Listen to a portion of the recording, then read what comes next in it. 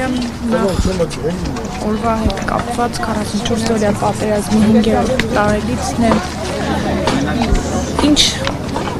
ստեղծվեց արդեն իսկ պատերազմից հետո, ինչ ունենք այսօր եւ ինչ պետք է անել ապագայի համար, որպեսզի այլևս չկրկնվի 44-օրյա պատերազմի եւ նմանօրինակ ողբերգական էջերը մեր հայոց պատմության մեջ։ 2020 թվականի Արցախյան պատերազմը ցավոք վստահաբար մեր նորագույն պատմության ամենաողբերգական էջն է, որը ամբողջովին փոխեց մեր պատմության ընթացքը, որովհետեւ 20 թվականից հետո առանց Արցախ Հայաստանը ունեցավ իր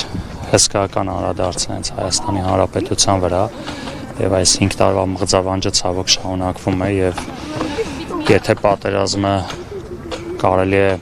որոշակի վերլուծություններով տասնամյակների հետևանք որպես համրագրել տարբեր խնդիրներ, որոնք եկան հասան 2020 թվականին, ապա ակնհայտ է, որ այս 5 տարվա ընթացքում իշխանությունները ոչինչ չեն անում այս մղձավանջից դուրս գալու եւ այդ խաղաղության կեղծ պատրանքները բերում են նրան, որ Հայաստանը շարունակում է մնալ թուլացած, որովհետեւ նույն 20 թվականից հետո մենք ականատես եղանք ել ավելի ողբերգական իրադարձությունների, Արցախի ամբողջական հայաթափման, Հայաստանի սահմանների վրա ռազմական ագրեսիայի, Բաքվի բանտում մինչև այժմ մեր գերիների հարկայության, սա խոսում է այն մասին, որ Ադրբեջանի նպատակը եղել է Արցախի հայկականության բնաջնջումը, հայ ժողովրդի բնաջնջումը, անկախ նրանից գտնվում են Արցախում թե Հայաստանում եւ տեսանելի ապագայում պատրանքներ ունենալ, որ Ադրբեջանը ուզում է խաղաղություն,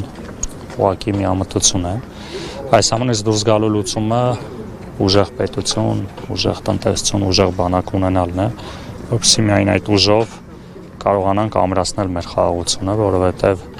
որովիցե փաստաթուղթ չի կարող ապահովել այն, ինչը պետք է ապահովենք ինքներս։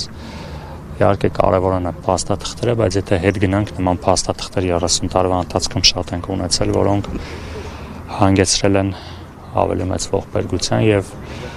հազարավոր մեր հայրենիների կյանքի գնով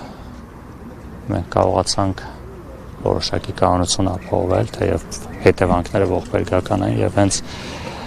նրանց հիշատակի հարգանքի մեծագույն դրսևորումը լինելու է ուժեղ պետության կառուցումը։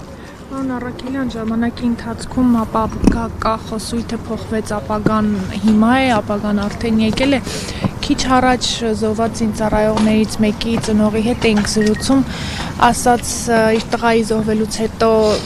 կարողացել է զավակ ունենալ, նոր էդգար ունենալ եւ ասաց նայելով տղայի աչքերին հասկանում է, որ հայրենիք է պարտք եւ զոհված տղային եւ այն զավակին, որը նոր է լույս աշխարհ եկել եւ ապագա է պարտք։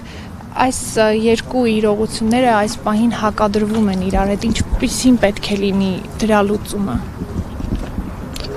Չեմ ուզում անդրադառնալ այդ իշխանությունների այդ վարքագծին, այդ ամենի ականատեսը մենք տեսնում ենք, որ այդ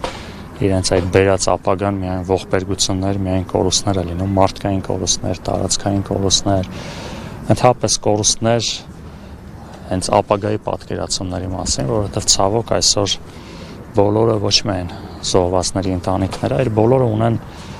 բացասական սպասումներ հենց ապագայի նկատմամբ եւ այդ սպասումների գլխավոր դերակատարը հենց իշխանություններն են։ Հետևաբար հենց զոհված տղաների